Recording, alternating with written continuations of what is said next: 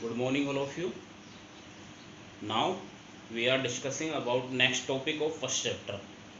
और next topic है हमारा स्वर्ण पत्र विद्युतदर्शी। नेक्स्ट टॉपिक का क्या नाम है?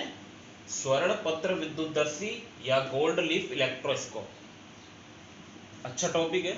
देखिए स्वर्ण पत्र विद्युतदर्शी होता क्या है। जैसे फॉर एग्जांपल जैसे कोई भी नंगा तार होता है, नंगे तार में लाइट विद्युत धारा प्रवाहित हो रही है, तो हम देख के बता सकते हैं कि इसमें विद्युत धारा प्रवाहित हो रही है कि नहीं हो रही। देख के नहीं बता सकते ना, टच करने के बाद में जरूर बता सकते हैं कि इसमें विद्युत धारा प्रवाहित हो रही है या नहीं हो रही है। तो विद्युत धारा को हम किसकी सहायता से पता लगाते हैं? धारामापी या एमीटर की सहायता से हम पता लगाते हैं कि इसमें विद्युत धारा प्रवाहित हो रही है या नहीं हो रही है। उसी प्रकार कोई भी वस्तु है, अब कोई भी वस्तु आवेशित है या नहीं है, कोई भी वस्तु आवेशित है या नहीं है, तो उस वस्तु को हम देख के पता नहीं लगा सकते। हम उस वस्तु पर आवेश की उपस्थिति का पता कौन से यंत्र की सहायता से लगाते हैं?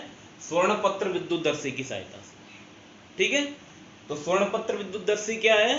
वह युक्ति जिसकी सहायता से किसी वस्तु पर उपस्थित आवेश एवं आवेश की प्रकृति। एक चीज और ध्यान रखना, आवेश की प्रकृति का मतलब आवेश कौन से प्रकार का है, वस्तु पर आवेश धनावेश है या ऋणावेश।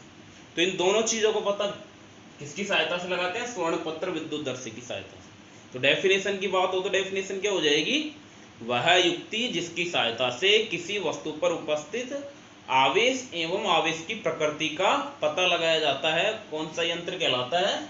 स्वर्ण पत्र विद्युतदर्शी कहलाता है। स्वर्ण पत्र विद्युतदर्शी की संरचना को निम्न प्रकार दर्शाता है। अब इसकी संरचना क्या है? देखिए चित्र मैंने बना रखा है स्वर्ण पत्र विद्युतदर्शी का। तो संरचना इंपॉर्टेंट है इसकी। यदि इसका चित्र आपने समझ लिया तो समझो आपका क्वेश्चन पूरा हो गया। चित्र इंपॉर्टेंट है, चित्र समझ लीजिए। मैं डिफाइन कर देता हूं एक बार। देखो इसमें एक तो ये मैंने डिब्बा सा बना रखा है ना, ये है एक कांच का जार। क्या है इसमें? एक कांच का जार है ये, और कांच के जार में ये है कॉर्क का ढक्कन, ये वाला। ये ऊपर से जो सिरा है ना इसका, वहां पे कौन सा ढक्कन लगा होता है? कॉर्क का ढक्कन।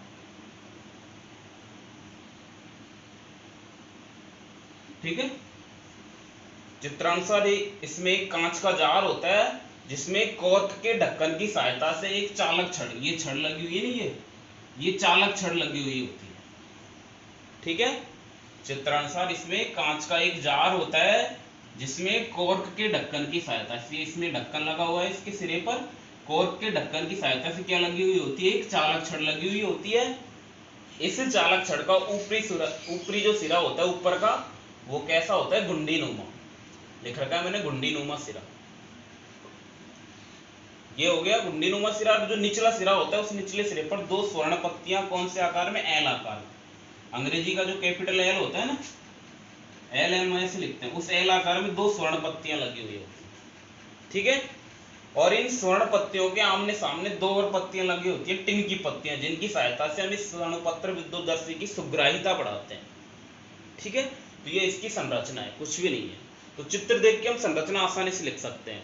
चित्रानुसार इसमें एक कांच का जार होता है जिसमें कॉर्क के ढक्कन की सहायता से क्या लगी होती है? एक चालक छड़ लगी होती है जिसका ऊपरी सिरा कैसा होता है? गुंडीनुमा। निचले सिरे पर दो स्वर्ण पत्तियां लगी हुई होती है, और स्वर्ण पत्तियों के सामने दो टिन की पत्तियां लगी होती है जिनकी सहायता से क्या बढ़ाते हैं हम? इसकी सुग्राहिता बढ़ाते हैं। ठीक है, यही है और कुछ भी नहीं है इसमें। अब देखो कैसे वर्क करता है, कार्य प्रणाली क्या है इसकी? कार्य प्रणाली समझ लीजिए।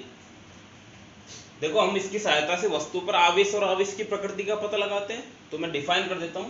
तो सबसे पहले जिस वस्तु पर आवेश का पता लगाना, जैसे ये कोई वस्तु ले रखी है ना मैंने, इस वस्तु पर आवेश का पता मुझे लगाना है। तो जिस वस्तु पर आवेश का पता लगाना है उस वस्तु को कहां स्पर्श करवाते हैं? गुंडीनुमा सिरे पर स्पर्श करवाते हैं। मान लीजिए ये कोई वस्तु थी, इस पर मैंने धनावेश मान लिया।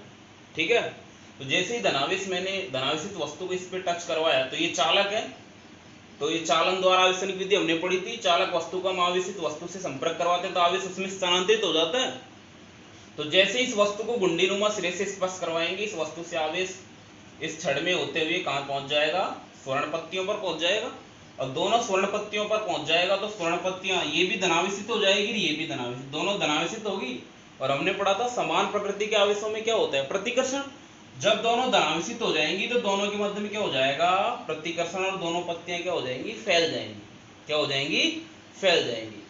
और फैल जाएंगी तो हमको पता लग जाएगा कि ये वस्तु कैसी है, आवेशित। ठीक है, तो शॉर्ट में हम क्या लिखेंगे, जिस वस्तु पर आवेश का पता लगाना है उस वस्तु को घुंडीनुमा सिरे से स्पर्श करवाते हैं, और फिर हम कौन सी स्थिति देखते हैं, स्वर्ण पत्तियों के बीच की दूरी देखते हैं। यदि वस्तु को स्पर्श करवाने पर स्वर्ण पत्तियों के मध्य की दूरी बढ़ जाती है या प्रतिकर्षित होकर फैल जाती है स्वर्ण पत्तियां, तो वस्तु कैसी होगी, आवेशित। और यदि वस्तु को घुंडीनुमा सिरे से स्पर्श करने पर स्वर्ण पत्तियों पर कोई प्रभाव नहीं पड़ता है तो वस्तु कैसी हो जाएगी, अनावेशित। अंडरस्टैंड, आवेशित होगी तो ये पत्तियां फैल जाएंगी, यदि वस्तु आवेशित नहीं होगी तो पत्तियां नहीं फैलेंगी, अपनी स्थिति में मौजूद रहेगी। तो ये तो हमने इसकी सहायता से किसका पता लगा लिया, वस्तु के आवेश का, कि वस्तु आवेशित है या नहीं है।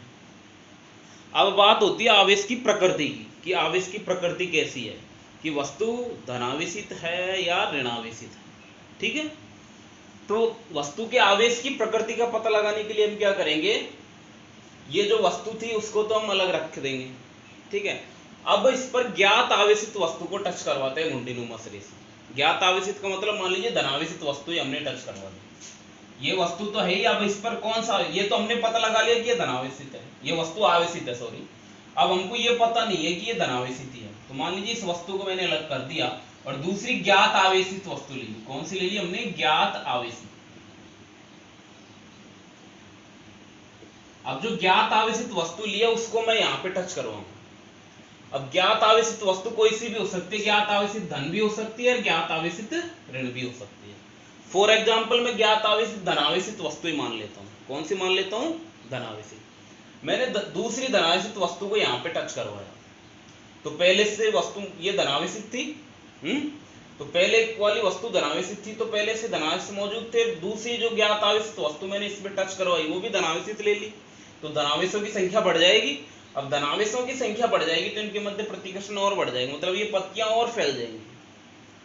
ठीक है, अब ज्ञात आवेशित वस्तु को टच करवाने पर यदि पत्तियां और अधिक फैल जाती है तो जो हमने वस्तु ली थी वो शुरू की, वो कौन सी हो जाएगी, जो हमने ज्ञात आवेशित वस्तु धनावेशित ली है तो वो भी कौन सी हो जाएगी, धनावेशित। अंडरस्टैंड। और यदि मैं मान लीजिए फॉर एग्जांपल मैं ऋणावेशित वस्तु ले लेता हूँ, कौन सी वस्तु ले लेता हूँ, ऋणावेशित, और पहले वाली वस्तु कौन सी थी, धनावेशित। अब जैसे ही मैं ऋणावेशित वस्तु को घुंडीनुमा सिरे से स्पर्श करवाऊंगा तो इसके ऋणावेश इसमें जाएंगे और ऋणावेश और धनावेश मिलकर क्या हो जाएंगे, उदासीन। मतलब यहाँ पे धनावेशों की संख्या क्या हो जाएगी, कम, और धनावेशों की संख्या कम होगी तो ये पत्तियां जो प्रतिकर्षित होकर फैल रही थी पहले, अब क्या हो जाएंगी, सिकुड़ जाएंगी वापस। और यदि सिकुड़ जाएंगी तो इसका मतलब कौन सी वस्तु है, वो धनावेशित। अंडरस्टैंड। इसकी सहायता से हम पता लगा लेते हैं कि स्वर्णपत्र विद्युतदर्शी है, उसकी सहायता से किसका पता लगाते हैं, वस्तु पर आवेश, उपस्थित आवेश एवं आवेश की प्रकृति का पता लगाते हैं। ठीक है, तो ये आपके स्वर्णपत्र विद्युतदर्शी हो गए। ओके, ये टॉपिक भी खत्म हुआ आपके, तो चैनल को लाइक और सब्सक्राइब जरूर करें। Next topic, next video.